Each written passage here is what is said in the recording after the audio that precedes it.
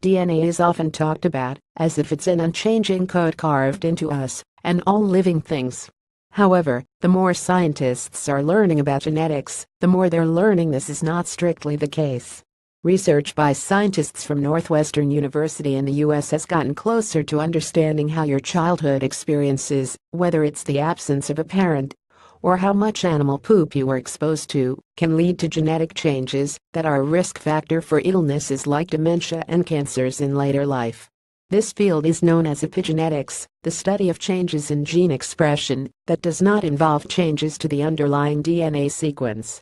The word epigenetics literally means on top of genetics. This research is one of the most complete looks at the mechanisms behind epigenetic changes and how they can regulate levels of inflammation. Taking this a step further, the findings encourage us to reconsider the common view that genes are a blueprint for the human body, that they are static and fixed at conception, study author Thomas McDade, a professor of anthropology, said in a statement.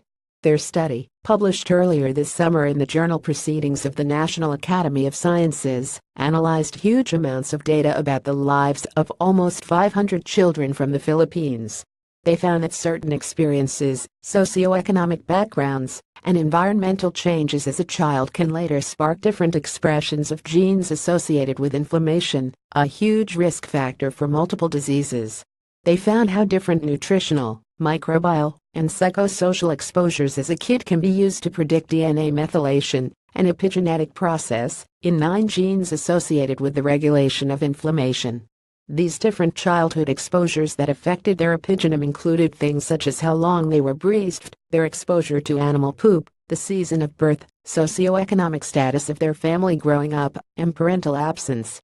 In turn, the inflammation caused indirectly by these experiences is associated with conditions like cardiovascular diseases.